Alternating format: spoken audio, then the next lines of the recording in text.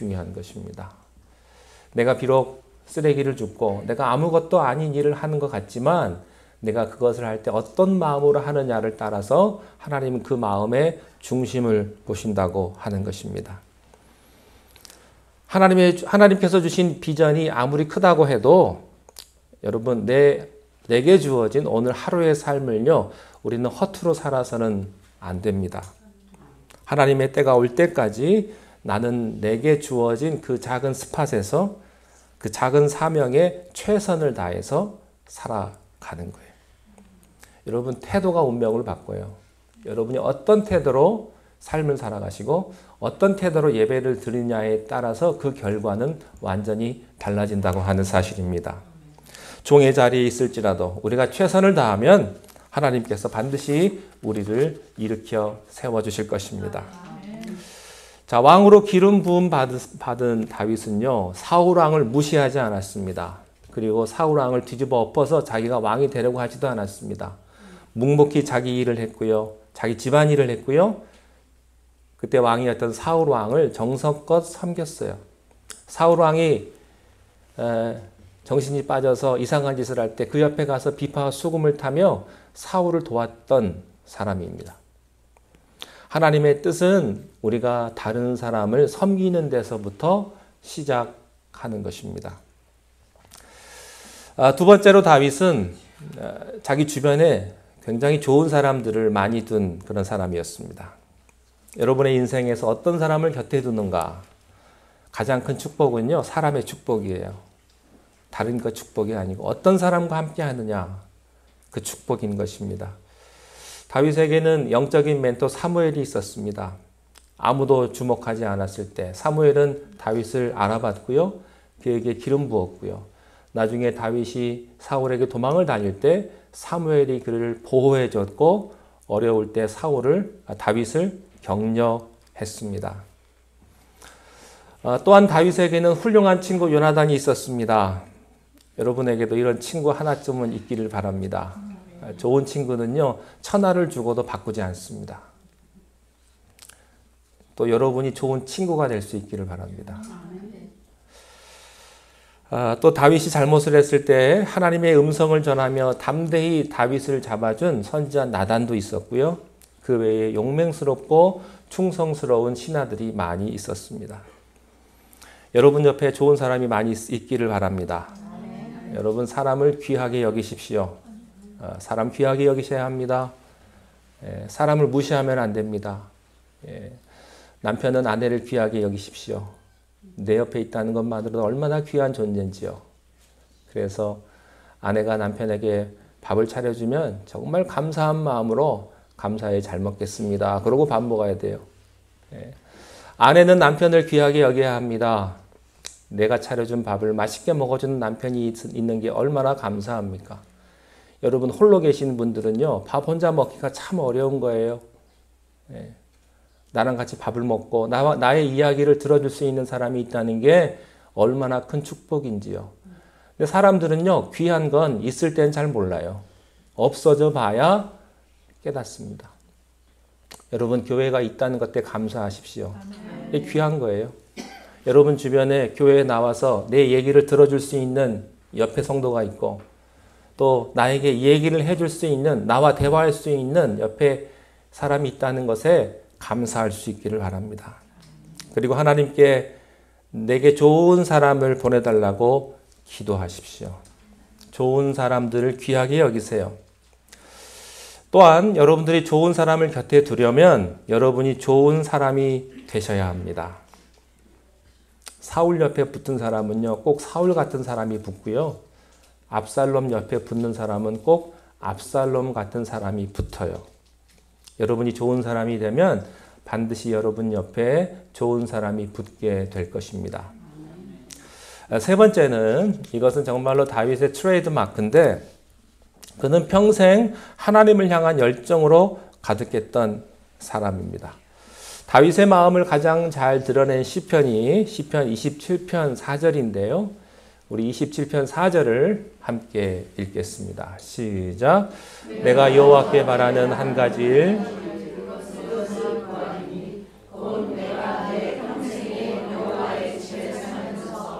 여호와의 아름다움을 바라보며 그의 성전에서 한 가지가 있어요. 한 가지 원하는 딱 하나. 항상 하나님의 전에서 하나님을 사모하는 예배자가 되는 것이었습니다. 인생에 그냥 그거 딱 하나였어요. 그래서 다윗은 열정의 예배자였습니다. 아마 지금 다윗이 이 자리에 있었다면 피아노도 다루고 기타도 치고 음악가였으니까 비파와 소금을 잘 다뤘잖아요. 모든 악기는 다 다뤘을 겁니다. 그리고 찬양 인도도 했을 거예요. 성가대도 했을 테고, 그리고 예배할 때 가장 앞자리에 앉아서 예배드리는 그런 사람이었을 것입니다.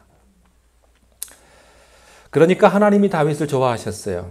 왜냐하면 하나님은 감정적인 분이시거든요. 하나님에게 감정이 없는 게, 하나님도 감정이 있으세요. 다윗은 하나님을 향한 열정이 너무 뜨거웠던 거예요.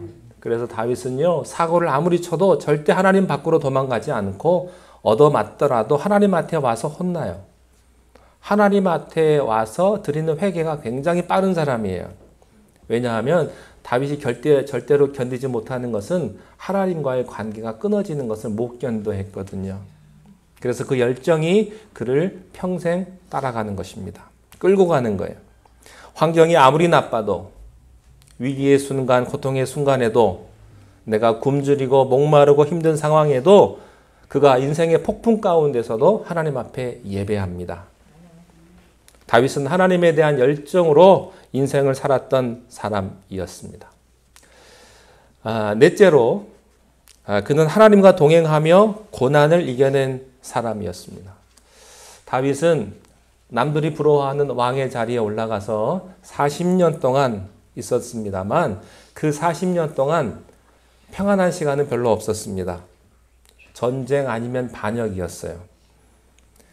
젊었을 때는 사울왕한테 죽을 뻔하고, 늙어서는 아들들한테 죽을 뻔하고, 윗사람한테 밟히고 밑에 사람한테 치이는 게 어떤 건지 다윗처럼 잘 아는 사람이 어디 있었겠습니까? 평생 요압 같은 거친 부하 때문에 마음고생하고, 믿었던 측근에게 배신도 당하고, 그리고 적의 땅 블레셋에 도망가가지고 정신병자 행세를 하면서 입에 침을 흘리면서 가을지자 걸음까지 했던 그런 다윗의 삶이었던 것이죠. 여러분, 우리의 인생이 참 캄캄하고 힘든 골짜기를 지날 때마다 여러분 다윗을 생각할 수 있기를 바랍니다. 다윗의 삶을 보면요, 다윗은 정말로 오뚜기 같은 인생이에요. 어떻게 저렇게 다시 일어날까? 도대체 일어날 수 없는 상황 속에서도 그는 다시 일어났습니다. 진창에 빠졌는데도 다시 일어났어요. 어떻게 다시 일어날 수 있었는가? 그가 하나님과 동행하는 사람이었기 때문입니다. 여러분, 혼자서는요, 절대 인생 못 삽니다. 혼자서 어떻게 그 어둠의 골짜기를 혼자 가겠습니까? 다윗이 세상을 떠나기 전에 쓴 시편이 시편 23편이라고 많은 학자들이 그렇게 이야기를 하는데, 23편 4절 말씀을 함께 보시기 바랍니다. 읽겠습니다. 시작. 내가 사망의 음침한 골짜기로 다닐지라도 해를 두려워하지 않을 것은 주께서 나와 함께 하심이라. 주의 지팡이와 막대기가 나를 안위하시나이다.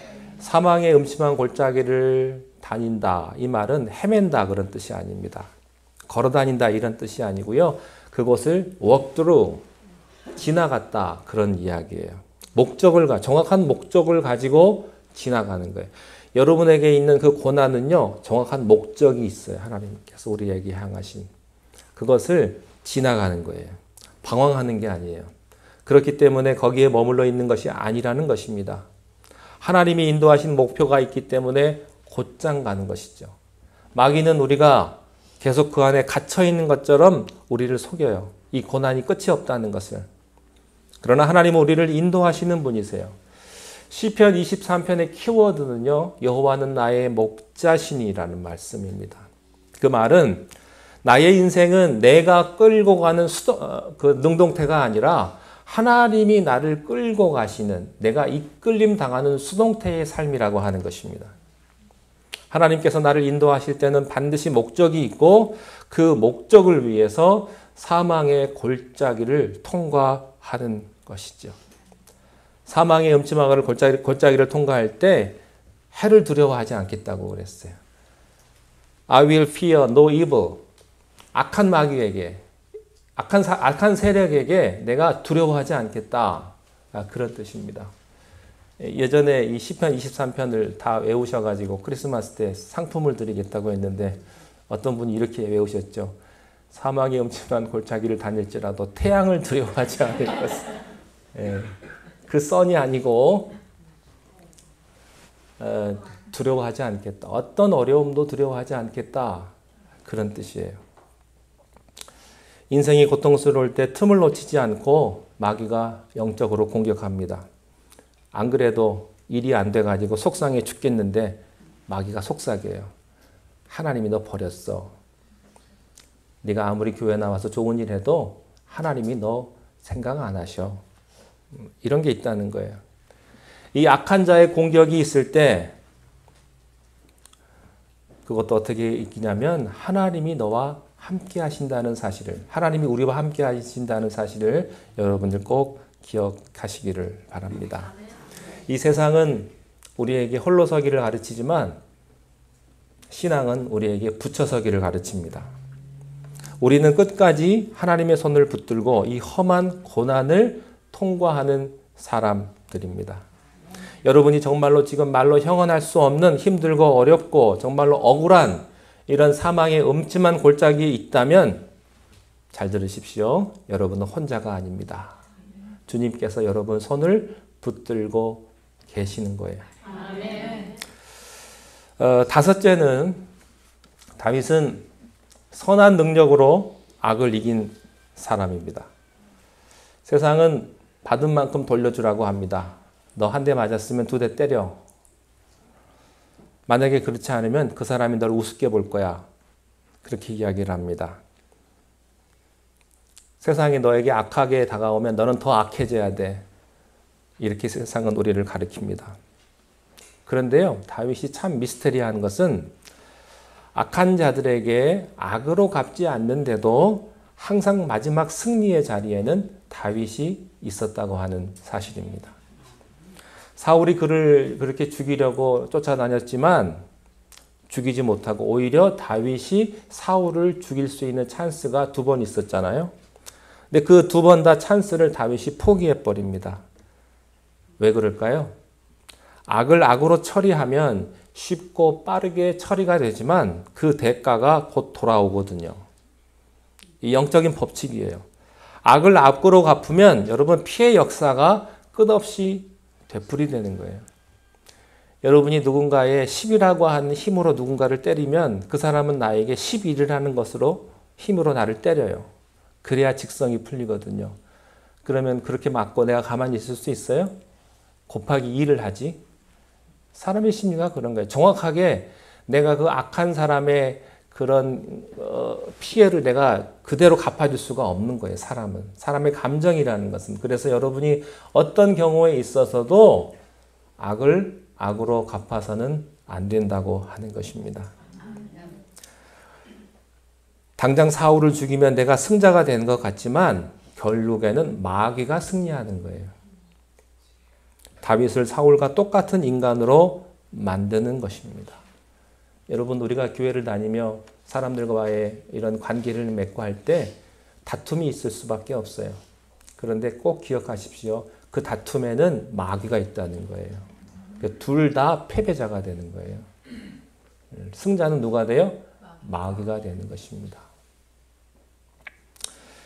근데 다윗이요, 젊은 20대에 그걸 어떻게 알았을까요? 그가 하나님과 동행했기 때문이에요.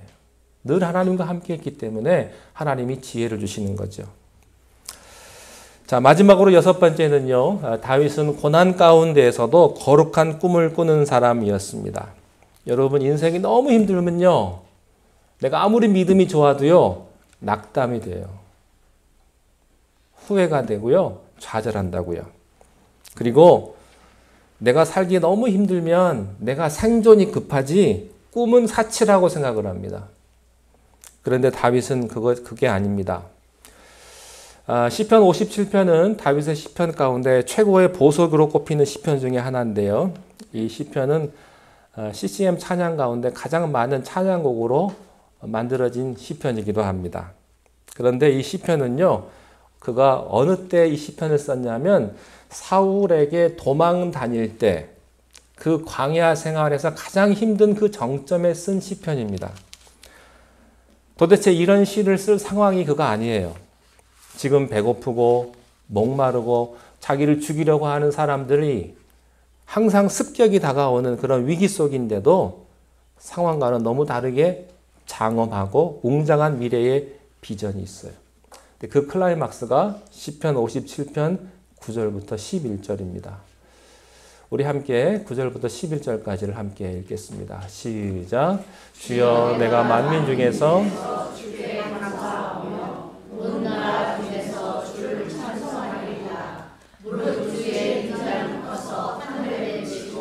주의 진리는 궁창에 높이 들리시며 주의 영광이 온 세계 위에 높아지기를 원하나이다. 지금 다윗의 상황은 어떤 상황이냐면 도망자의 몸으로 밥도 제대로 먹지도 못하고 생명의 위협을 느끼는 그런 상황인데도 이런 시편을 써요. 사실 이런 시편을 쓸 상황이 아니죠. 하늘 위에 주가 높이 들리시기를 원합니다. 자기 인생이 이렇게 어려운데 다윗은 지금 하나님의 영광을 걱정하는 거예요. 여러분, 하나님의 영광을 생각하니까 다윗의 영광은 하나님이 책임져 주시는 겁니다. 내가 하나님의 영광을 높이잖아요. 그러면 나의 영광은 하나님이 높여주세요. 우리 현실이 굉장히 답답하고 힘들어요. 그러나 하나님을 믿는 믿음의 눈으로 보시면 여러분에게 상상을 뛰어넘는 미래가 열릴 것입니다. 세상의 모든 사람, 세상의 모든 교회가 생존을 걱정하지만 우리는 부흥을 꿈꾸고 축복을 꿈꾸는 그런 가정과 교회가 되시기를 바랍니다. 아멘. 믿음의 눈으로 모든 것을 바라보시고 소망을 품는,